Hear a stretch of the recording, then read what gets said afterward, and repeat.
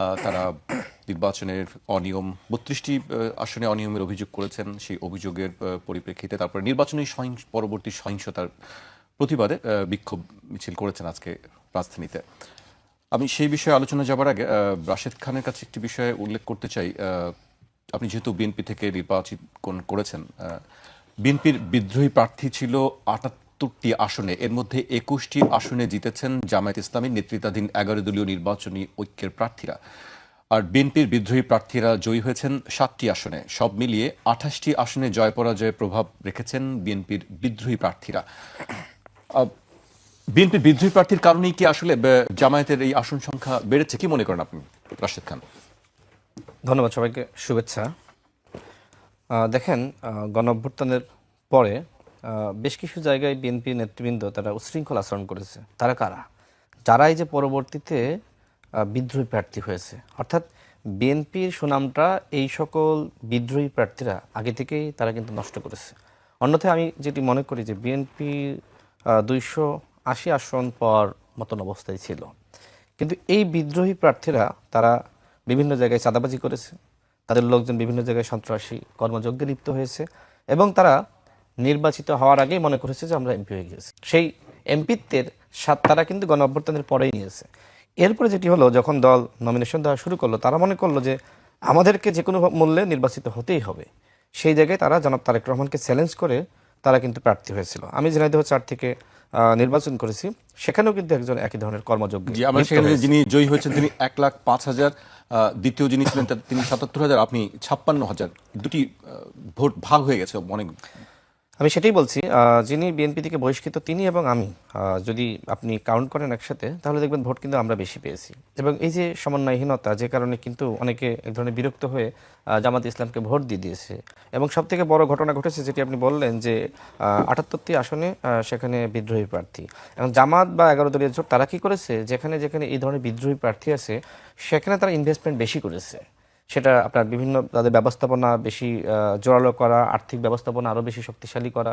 যেমন ঝিনাইদহ ৪ আসনে যেটি হয়েছে, যেহেতু আপনার দুটি পক্ষ আমরা নির্বাচনে ছিলাম, আমি বিএনপি থেকে এবং বিএনপির বিদ্রোহী, সেখানে আপনার জামাত ইসলামের যিনি প্রার্থী ছিলেন, আপনি এখন পর্যন্ত দেখে আসতে পারেন যে কোথাও আপনি বাদ পাবেন না। প্রত্যেকটা রাস্তাঘাট মোড়ে মোড়ে আমার কাছে মনে হয় যে তিনি শুধু হয়তো ৫ থেকে ৬ কোটি টাকা শুধুমাত্র ব্যানার ফেস্টুন লাগিয়েছেন। এবং ওই জান্নাতের টিকিটের কথা বলে না, তো অনেকে তো বলে, তো আমার কাছে মনে হয়েছে যে বাড়ি বাড়ি জান্নাতের টিকিটের নামে তারা অনেক বাড়িতে মহিলাদের কাছে বিশেষ করে জান্নাতের টিকিটের নামে মানে কাঁচা টাকা দিয়ে আসছে বা নোট দিয়ে আসছে। এ ধরনের ঘটনা ঘটেছে। অথচ তিনি যে পরিমাণ অর্থ তিনি আসলে খরচ করার কথা ছিল, হয়তো ২৫ থেকে আপনার ৩০ লাখ টাকা বা সর্বোচ্চ ৫০ লাখ টাকা, কথার কথা, কিন্তু তিনি আপনার মানে আমার কাছে মনে হয় যে প্রায় ৫০ কোটি টাকা সেখানে ব্যয় করা হয়েছে। আপনি এলাকায় গিয়ে খোঁজ দিয়ে দেখেন, মানে শহরে মরে মরে। সেই অভিযোগগুলো কি করেছেন আপনাদের পক্ষ থেকে? এই অভিযোগগুলো আমি কোথায় করব? এই অভিযোগগুলো করা যায় নির্বাচন কমিশনের কাছে? এমনকি দেখেন, নির্বাচনের আগের দিন রাতে, লঙ্ঘন হচ্ছে। নির্বাচনের আগের দিন রাতে যেটি হয়েছে যে প্রত্যেকটা সেন্টারে জামাত ইসলামের ফেস্টুন মানে সর্বত্র লাগিয়ে দিয়েছে। মানে এমন একটা অবস্থা হয়েছে যে এই কেন্দ্র জামাতময়, জামাত ছাড়া আর কোনো কারোর আসলে ওই ফেস্টুন বা আপনার ব্যানার লাগানোর জায়গা রাখা হয়নি। আপনারটাও ছিল না? তার আগে গিয়ে সব দখল করে ফেলিয়েছে। মানে ওই যে যে জায়গাগুলোতে আসলে বিদ্রোহী প্রার্থী ছিল সেখানে জামাত এই ধরনের মনোযোগটা বেশি দিয়েছে, অর্থ বেশি খরচ করেছে। এবং ওই যে জান্নাতের টিকিটের কথা যেটি বলা হয় না, তো জান্নাতের টিকিটের নামে আমাদের গ্রামগঞ্জের মহিলারা তো আসলে অতটা সচেতন না। তাদেরকে যদি আপনি ১,০০০ টাকা দিয়ে আসেন রাতের অন্ধকারে গিয়ে, বা আপনি ওয়েলফেয়ার মেকানিজম যেটা বলে না, ওই নামে যদি মানুষকে বলেন যে এই নাও তুমি তো কষ্টে আছো ২,০০০ টাকা রাখো, এই ধরনের ঘটনা কিন্তু ঘটেছে। ফ্যামিলি কার্ড ঠিক মতো দিয়ে ফ্যামিলি কার্ডের ব্যাপার তো একটা দলের কমিটমেন্ট, কৃষক কার্ড ঠিকমতো দেন নাই না,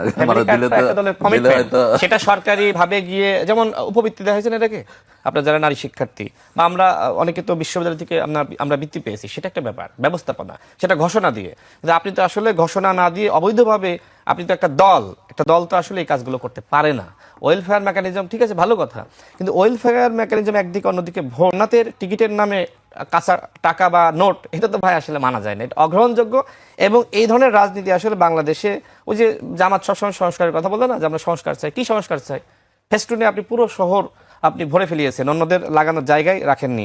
আপনি ওই যে বললাম যে ৫ থেকে ৬ কোটি টাকা শুধুমাত্র ফেস্টুন লাগিয়েছে। তো এই টাকার উৎস কি?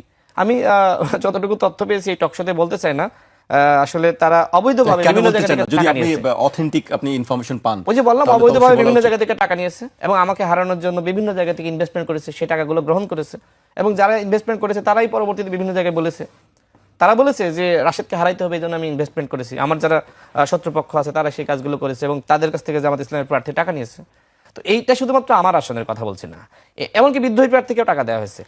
দেখেন মানে যার কাছ থেকে টাকা নিয়েছে একজন ব্যক্তি, একজন ব্যবসায়ী, তিনি ওই বিএনপির বিদ্রোহী প্রার্থীকে টাকা দিয়েছেন, অন্যদিকে জামাত ইসলামের প্রার্থীকে টাকা দিয়েছেন। মানে যেই জিতুক না কেন তার কোনো সমস্যা নাই, কথা হলো রাশেদকে হারাইতে হবে।